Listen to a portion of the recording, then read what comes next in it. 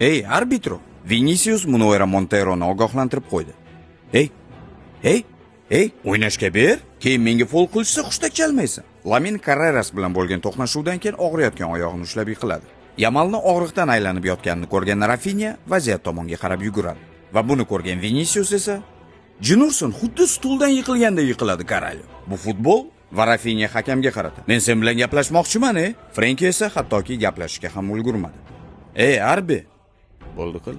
Men sen bilan gaplashib turgan paytimda u meni itarib yordi. Munawera Montero, Bellingham va Rafinha o'zaro face to face holatda turgan paytda ularni tinchlantirmoqchi bo'ldi. Iltimos, tinchlaninglar, okey? Shunchaki o'ynanglar, iltimos. Meni eshit, xo'pmi Jud? Rafa, bo'ldi. Yig'ishtiraylik, jin ursin. Jud, hakam o'zining gaplari bilan mana bunday teshib yuboruvchi nigohlarni tinchlantirmoqchi bo'ldi. Lamin Yamal Carreras bilan navbatdagi to'qnashuvdan keyin yana yiqildi va buni ko'rgan Vini. Caralho, Foden, senga aytgandim-ku, u har doim yiqiladi. Foden. Aynan mana shu gaplar Vinining o'yindagi porlashdan oldin aytgan oxirgi gaplari bo'ldi. Vini Junior o'zining eng xavfli qurolini raqib jarima maydonchasi ichiga olib kirdi va uning keyingi harakatlari maydonda eng dahshatli 4 daqiqalikni boshlab berdi. Mana bu gol esa go'yoki Vinining qayta tug'ilishi. Barsaning javob zarbasiga esa Yamal emas, balki Lewandowski mualliflik qildi va golni ko'rgan Vinicius so'nggi daqiqada Caralho.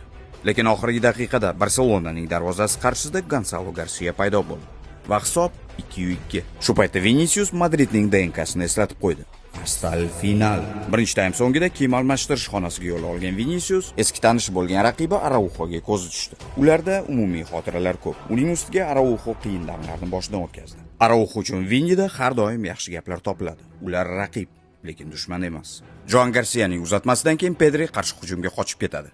Lekin bu paytda Raul Asensio tomonidan yiqitiladi. Erik Garcia uning tomi ketgan deyotgan paytda Rafinha Valverdeni itarib yuboradi. Valverde ham javoban xuddi shu ishni qiladi. Va Vini, o'zingni bos, Caralho. Uning bolasi. Va Robert, kalma Rafa. O'zingni bos. Bo'ldi qil, Caralho, bo'ldi. Vini Rafinhani tinchlantirishga harakat qildi. Lekin mana bu vaziyatda emas. Rafinhaning mana bu zarbasi nafaqat Superkubokka, balki Xabi Alonsoning taqdiriga ham nuqta qo'ydi. Bu kadrlarda Vinicius va Alonso so'nggi marta qo'l tashlashdi.